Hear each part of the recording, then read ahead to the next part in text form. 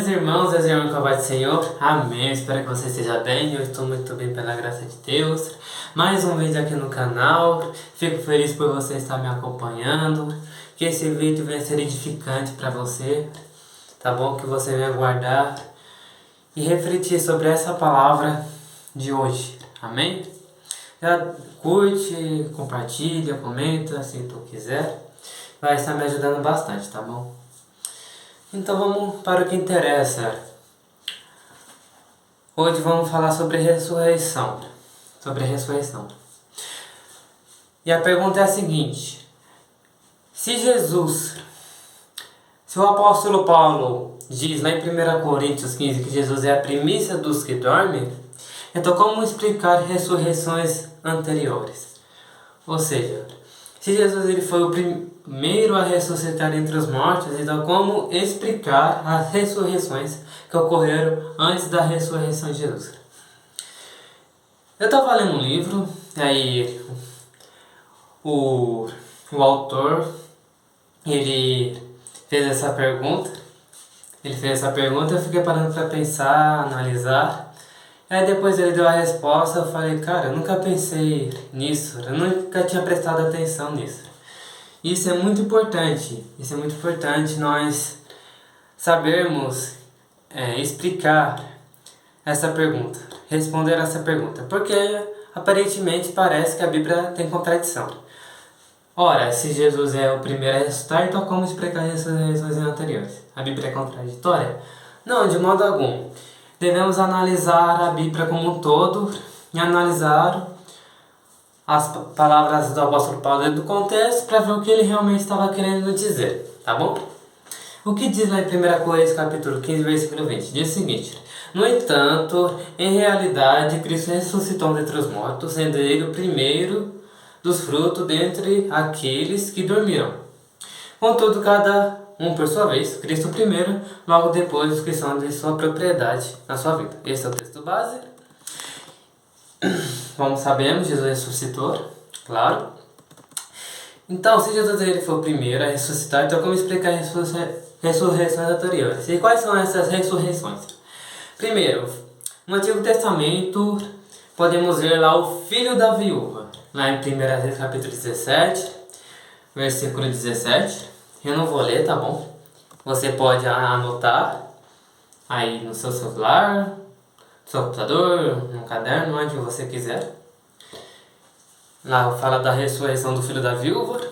Eu não vou entrar em detalhes sobre esses versos para um vídeo não ficar muito longo, tá bom? Mas depois você pode acompanhar na sua Bíblia. Tem a ressurreição lá em 2 Reis capítulo 4, versículo 32, da mulher dinamita. E tem em 2 Reis 13, versículo 20, um homem que encostou nos ossos de Eliseu.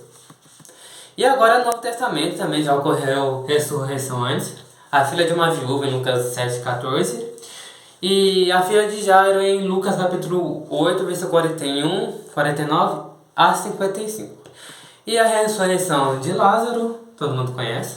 João capítulo 11, versículo 1 ao 4. E os santos que ressuscitaram depois da morte de Jesus antes da sua ressurreição. E lá em Mateus 27, 52. Ok? Tá. E agora, como explicar isso, Miquel? Bom, mas primeiro eu vou entrar em determinados aspectos. Para dar a resposta, eu vou explicar fatores, tá bom? Bom, primeiro de tudo, devemos entender que o ser humano ele é mortal, certo? Certo? Eu sei que você pode não entender agora, mas lá na frente eu vou explicar isso que eu vou estar explicando agora, expondo para você. Gênesis 6:3 fala o que acontece lá. Um homem, todo mundo sabe que o homem é mortal. Uma hora todos nós iremos morrer, né? Porque somos mortais. Nós somos imortais como Jesus. Lá em Gênesis 6:3. Então declarou o Senhor, por causa da malignidade do ser humano mortal, o espírito que lhe dei não permanecerá nele para sempre. Portanto, ele não viverá além dos 120 anos. Bom, aqui Deus estava dando um alerta. Deus está dando castigo, né, para o ser humano, por causa da sua malignidade. Sabemos que antes antigamente, lá em Gênesis capítulo 5, os seres humanos viviam mais de 100 anos, como o caso de Enoque, que viveu 365 anos. Você vê isso em Gênesis 5. Pessoas vivendo até 900, 800, 700 anos. E aí quando eu chegar aqui no Gênesis capítulo 6, Deus ele decreta que o ser humano não vai passar dos 120. Por quê? Por causa do pecado. Até aquele tempo o pecado era muito grande, no tempo de Noé. E Deus, como castigo, ele diz que o ser humano não vai passar dos 120 como forma de castigo por causa do seu pecado. Lá em Gênesis 1, um homem, eu vou estar dizendo aqui, Gênesis 3:3, mas do fruto da árvore que está no meio do jardim, disse Deus, dele não comereis, nem tocareis nele, para que não morrais. Lá em Gênesis 3:3 já foi o primeiro decreto, Adão e Eva comeram do fruto, e aí como castigo, Deus expulsa eles do jardim e fala que eles vão morrer. Ou seja, o ser humano ele não foi criado para morrer, né? Como era o caso de Adão e Eva, mas eles pecaram, e como castigo, Deus trouxe a eles a expulsão do jardim e a morte. E quando chega em Gênesis 6, Deus dá outro castigo. Deus dá mais um. O ser humano que já vivia há muitos anos, agora vai viver menos por causa dos seus pecados. E podemos ver isso lá em Gênesis 6:3, que aparece a palavra mortal. Por causa da malignidade do ser humano mortal. Está escrito no texto. Mortal significa sujeito, algo que está sujeito à morte. Em outras versões está a palavra carnal, que no hebraico é shagag, que significa errar, pecado. Então, com isso, podemos ver que o ser humano ele está sujeito à morte. Certo?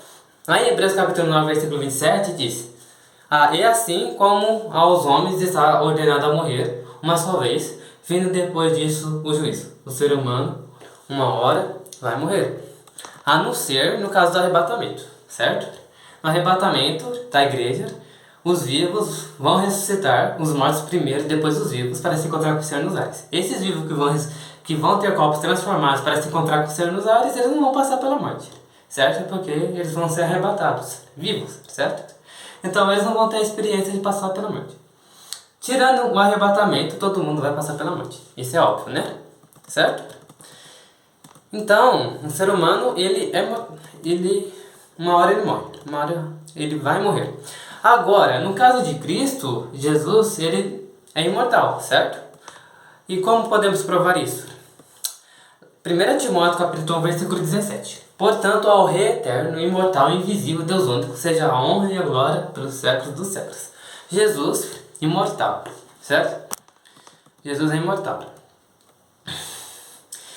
E Jesus, como sabemos, ele ressuscitou no terceiro dia, certo? Então aqui já dá uma parada, para você entender. Eu mostrei biblicamente que o ser humano ele é mortal, que ele uma hora vai morrer. E Cristo, ele é imortal, certo? Ele é perfeito, ok? Então o que acontece com as ressurreições?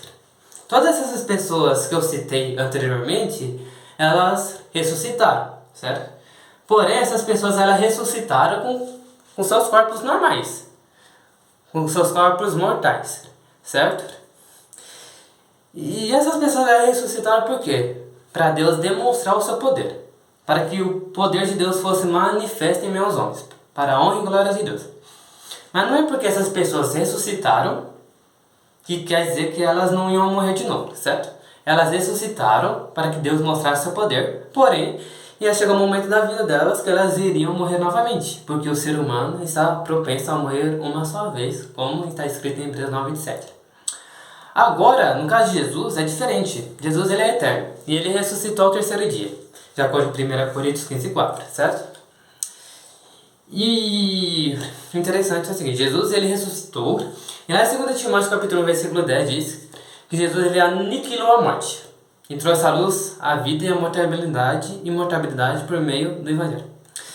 Lá em 1 Pedro 1:21 vai dizer que Deus ressuscitou Jesus dentre os mortos e o glorificou, certo? Então Jesus ele ressuscitou ao terceiro dia com o corpo glorificado. E o apóstolo Paulo diz o seguinte, lá em 1 Coríntios 15, 53 e 54. Pois é impreterível que este corpo que perece ser revista de incorruptibilidade, o que é mortal ser revista de imortalidade. No momento que este corpo perecível se revestir de incorruptibilidade, e o que é mortal for revestido de imortalidade, então se cumprirá a palavra que está escrita. Devorada, pois, foi a morte pela vitória. Onde está a morte, a tua vitória? Onde está a morte, o teu aguilhão? Paulo está falando o seguinte, que esse corpo mortal, ele vai um dia se transformar em um corpo mortal. Certo? No arrebatamento. Claro. Esse corpo mortal, ele vai se revestir de imortalidade. E quando ele se revestir de imortalidade, de incorruptibilidade, onde está a morte, a tua vitória? Ou seja, a morte não vai ter mais poder do nosso corpo. Porque a morte foi tragada. Ela foi vencida. Então ela não vai ter mais poder sobre o nosso corpo porque estamos com corpos glorificados. Certo? Então não vamos morrer nunca mais. Então, Jesus ele ressuscitou com um corpo glorificado. Então Jesus ele não pode mais passar pela morte, porque a morte já está vencida. Porque ele está com um corpo transformado. Porque aquilo que é incorruptível não pode ser revestido de corruptibilidade novamente. Paulo ele faz até uma comparação nos versículos anteriores. Se eu não me engano foi de uma semente.